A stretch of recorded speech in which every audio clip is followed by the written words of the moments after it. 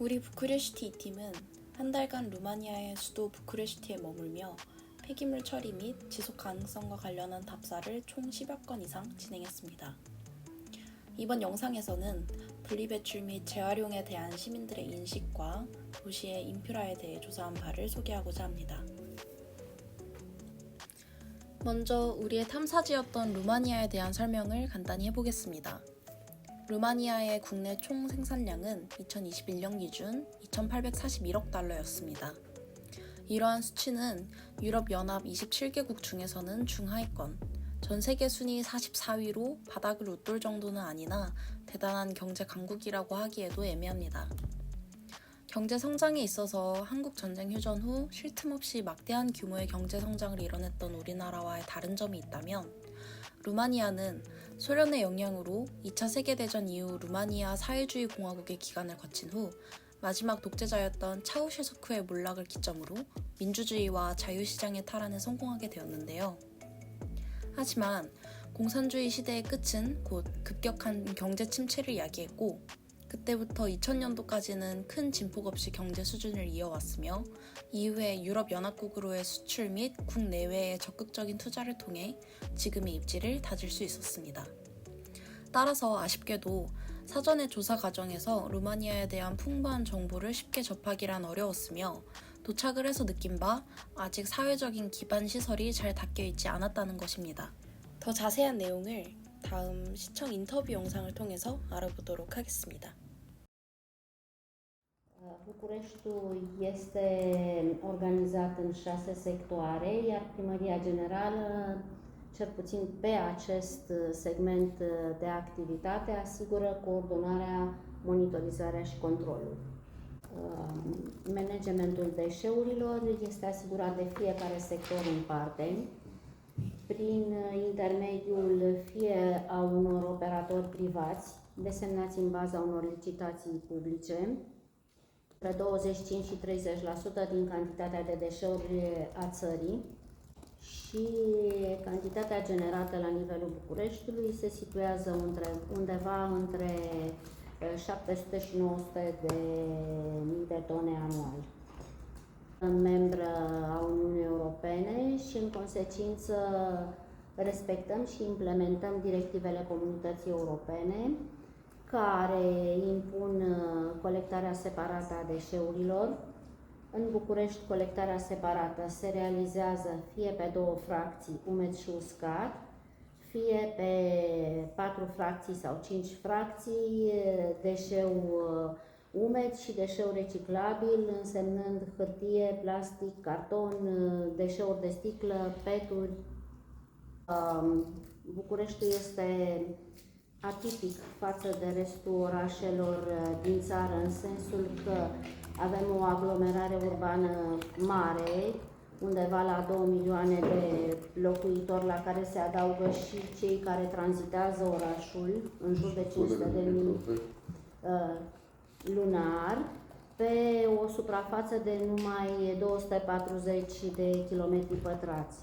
Deci nu beneficiem de suprafețe generoase în interiorul orașului, ceea ce constituie un impediment în a asigura infrastructura necesară pentru a poziționa, că infrastructura o putem asigura, dar nu avem unde să o amplasăm, infrastructura necesară pentru colectarea separată și de regulă se optează pentru colectarea pe 2 fracții de acțiune în sensul acesta. Prima merge pe a practica niște tarife diferențiate și aplică colegii noștri de la sectoare acest lucru pentru asociațiile de locatari care predau deșeurile colectate separat. Tariful este mai mic în raport cu cei care colectează în amestec, deci asta ar fi partea financiară.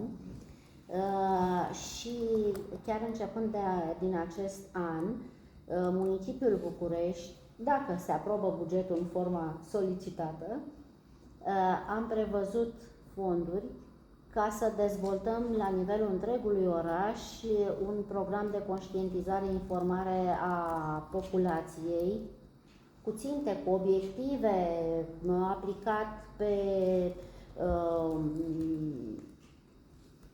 zone pe tipicul fiecărui cartier, adică un program complex de informare, conștientizare, pentru că tot ce s-a realizat până acum au fost numai programe de conștientizare pilot, care s-au adresat la 3 blocuri, 2 case, de regulă cam toate primăriile de sector au făcut programe de conștientizare în școli unde este cel mai ușor. Iată și sunt sancționați, cine nu sortează plătește mai mult gunoi.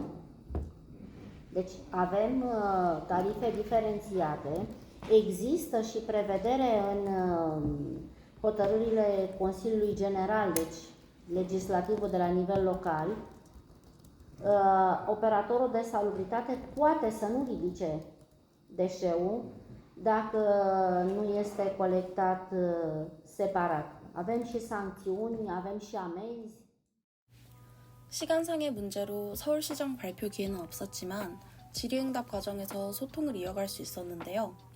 시청의 폐기물 처리 그리고 도시위생 관련 부서의 관계자가 먼저 해당 주제에 관련한 부크레슈티의 현황을 일괄적으로 설명하고 우리는 질문하는 시기였습니다. 서울의 광역 자원회수시설 프로젝트, 플라즈마 소각 메소드 등에 대한 소개를 함에 이어 우리가 준비한 질문을 할 수 있었습니다.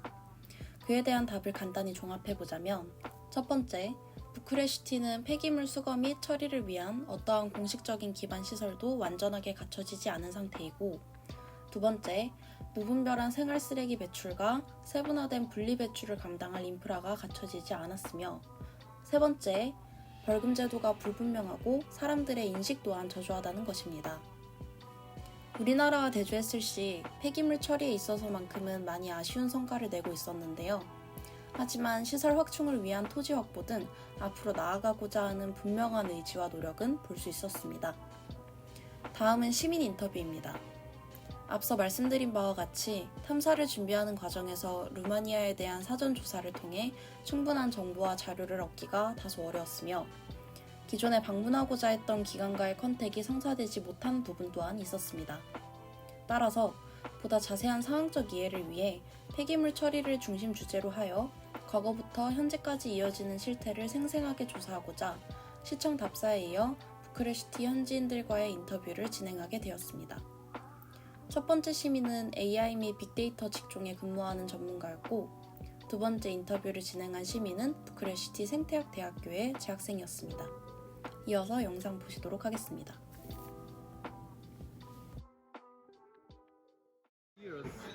There is a very bad situation of the air pollution due to the fact that around Bucharest there are some large incinerators of waste, not only of waste from Bucharest and elsewhere in Romania, but also imported waste. You know, there is a business of importing waste from other countries and burning it around Bucharest. Can you imagine that? And because I'm a person interested in the fate of the city and in the situation of the city, I went as far as installing an air sensor on the exterior of my building, you know. So it's a poly sensor. It's called Airly, the company. It's a startup. I wouldn't say so. I would say they are. They don't give a damn on that. Really, they don't give a damn on that. Unfortunately, I mean, they are not really genuinely concerned. They have other priorities, not this. Yeah? Although there is some difference between the national government and the Bucharest City Hall. Yeah.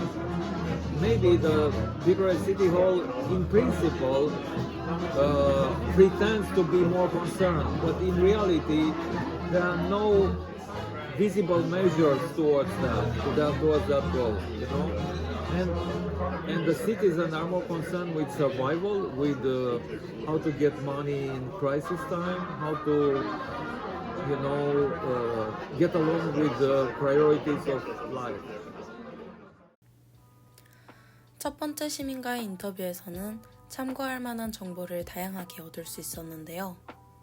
그중 가장 기억에 남는 것은 당연 소각장에 대한 이야기였습니다. 영상 속의 일부 생략된 내용과 함께 이야기해드리자면, 먼저 부크레슈티 외곽을 따라서 위치한 소각장에서는 시에서 나온 쓰레기뿐만 아니라 불법 수입 폐기물까지 태워지고 있는데, 이 소각시설은 어떠한 정밀 시스템도 갖추지 않은 데다가 모든 종류의 쓰레기가 무분별하게 소각되기 때문에 날이 갈수록 심각한 대기오염을 초래하고 있다 합니다. 해당 인터뷰의 말에 따르면 중앙정부와 지자체의 노력의 부재는 물론 사람들의 인식 또한 저조한 편이라고 하는데요. 그는 이러한 상황을 개선하는 것에 있어서 교육의 중요성을 거듭 강조하며 SNS나 인터넷, 모바일 어플리케이션 환경이 매우 발달한 만큼 이를 적극 활용하여 누구에게나 접근성이 높은 게임 형식의 교육 방법을 제안한 바 있습니다. 보상이 확실한 구조의 게임을 개발한다면 우리나라의 경우 이미 분리배출과 재활용 등이 있어서 좋은 인식을 갖춘 어른들과 청소년보다는 어린 아이들을 타겟으로 좋은 효과를 거둘 수 있는 교육용 컨텐츠가 될 것으로 보입니다. 다음으로 생태학대학교 재학생과의 인터뷰 영상 이어서 보시겠습니다.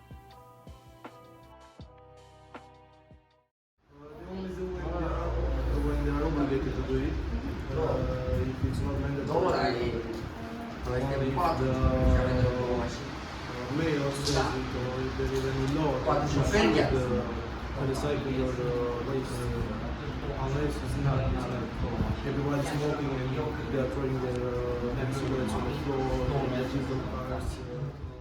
Some of them, yes, they are putting some laws, some of them no, because they don't care. They don't care about the environment too much. But they put some charging points for the electric cars. They are encouraging us to go with the public transport. But because of the number of people in Bucharest that are using the public transport, it's kind of rough to use it. And if you're trying to get to some place by car, it's also a bad thing. So we want to have something to do for the moment because there is a big bad thing. The feeling is that the people don't care too much. They don't care, they only do it if there is any law to recycle and throw the package in the garbage cans because they do not care. This is how they were raised and they don't care about the environment, they don't care about the good maintenance of the streets. But they are complaining too much about the maintenance and they are doing nothing. Because they say if I do it, somebody will throw the garbage on the floor, so why should I be the one that put it on the trash can, you know? 두 번째 인터뷰에서도 이전의 인터뷰와 별반 다를 것이 없는 답변을 얻었습니다. 학생분의 대답에 따르면 사람들은 가정에서부터 이루어지는 분리배출의 중요성 자체를 잘 모르는 편이며 굳이 지금보다 더 노력해야 하는 이유에 부재를 느끼는 듯 했습니다. 정부에서도 각 시마다 적극도의 편차가 있기는 하지만 전기차 이용을 장려하는 등의 사업 및 정책을 펼치곤 했다는데요. 차량의 경우 대부분의 사람들이 소득 문제로 인해 신차보다는 중고차를 사용하기도 하고 이러한 배경을 바탕으로 이미 중고차 시장이 부크레슈티에 크게 자리 잡은 탓에 좋은 성과를 낸 적은 없었다고 합니다. 전기차 단가 자체가 비싼 이유도 있었고요.